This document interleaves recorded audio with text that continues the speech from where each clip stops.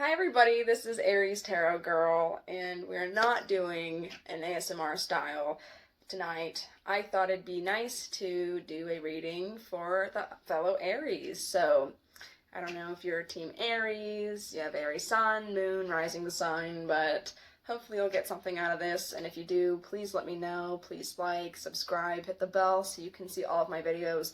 I'm going to be trying to upload a lot of them in the next couple of weeks, so stay tuned and let me know if you want me to cover any particular topic. I'm really interested in doing the tarot videos, but I'm also really interested in doing just general advice kind of stuff, so if you guys have any personal questions or you want any of my personal advice for anything that's going on with you, please let me know. But without further ado, let's go ahead and get started. So for Aries, November 2020. I'm just going to go ahead and shuffle the deck. And I have already called in Jesus and Archangel Michael, but of course I just want to call in the spirit guides of anybody who is called to watch this by their guides. Ooh. Chariot. Taking control. Anyways, anybody who feels called to watch this, I just ask that in Jesus' name their spirit guides are able to be present and able to guide us in our intuition and our interpretation of the cards. So thank you so much for tuning in. I'm not going to take up too much of your time here, but I did want to pull a few cards for us Aries for the month of November and see what we have going on. This is just a general reading. My cards tend to like career and money specifically, so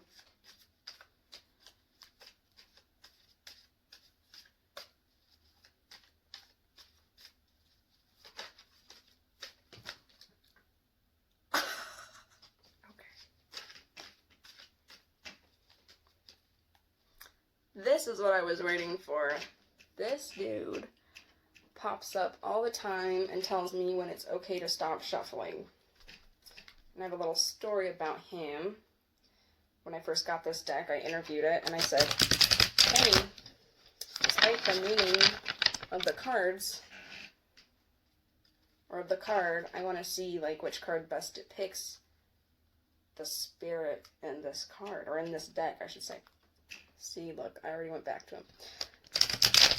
And so, yeah, he jumped out, and he's been jumping out ever since. That's my dude. I really don't mean to keep cutting the deck right at him. It just happens. This is like every time I do a reading. He's just like always right there. So I'll split these into three.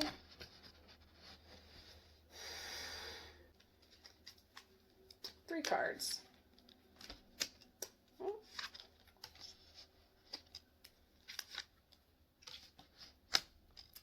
Okay. So we do have a major arcana,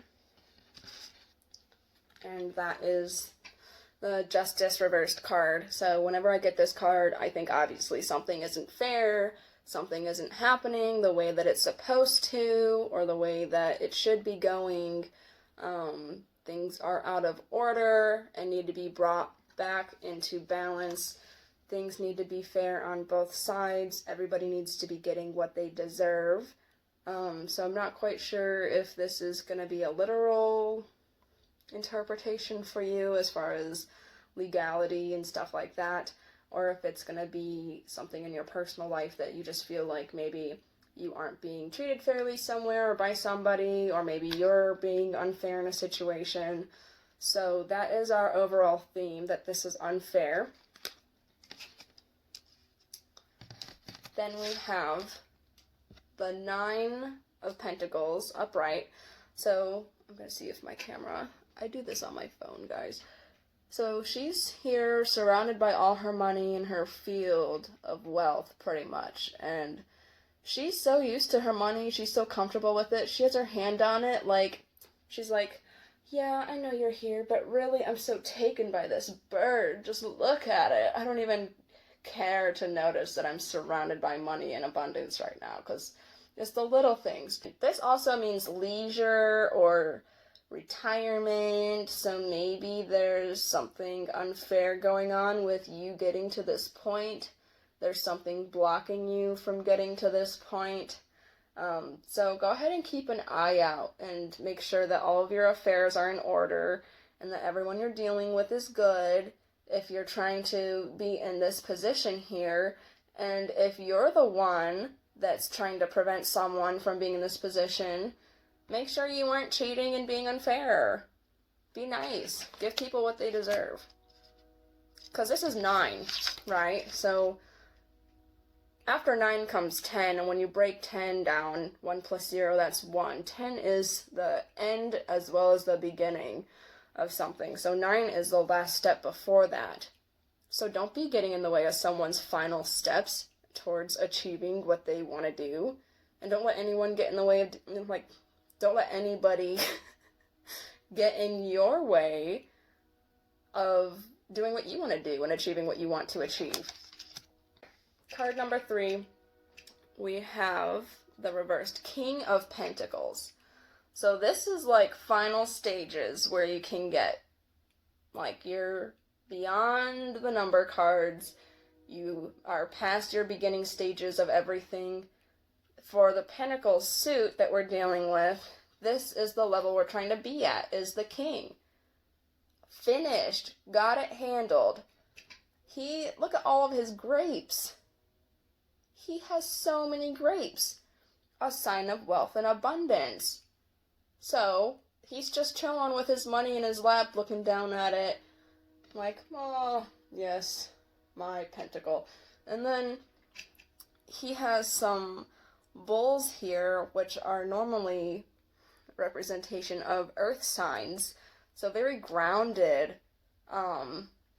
very matter of fact, very stern, responsible, reliable, good with managing the resources, hands-on.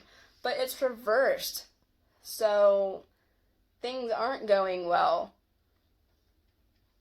Sorry, they're not. Something's getting in the way of this. So overall, we have something unfair is happening. Something's not right here. Because you want to be in this position. But unfortunately, you're being blocked somehow from being in this King's upright position of having everything good to go, squared away, been there, done that, and now you're just living in your wealth or success or your promotion. Whatever it is, it's something physical, it's something material, and so make sure you're being very discerning about your affairs right now. That is my advice.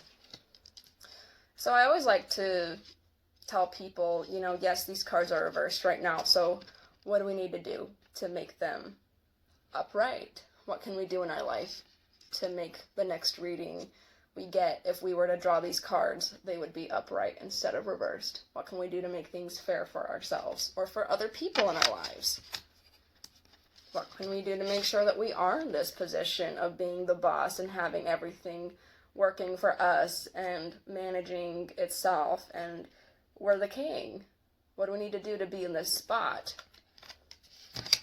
so that we can truly not even have to worry about our money and actually be able to tune into and enjoy the smaller, intimate things in life? Because when you're not stressed about money, the small things suddenly are so exciting to you. But when you're stressed about money and paying your bills, you're not going to notice how nice the fall air smells. I don't know. You know what I mean. Our need for survival revolves around money, right? So if that primary need is not taken care of, it's very difficult to just be happy with the small things going on. Because in our brain, it's alert, alert, you're going to get evicted. Sorry, I can't focus on, how nice the leaves look as they're changing color. I'm about to lose my apartment. And I have kids, like something crazy, you know what I mean? So I said I wasn't going to take up too much of your time, so I'm going to finish here. If you want me to do more cards in the future, just let me know and I will. I just want to do what you guys want. But it's been a pleasure. Team Aries, I'll see you guys later.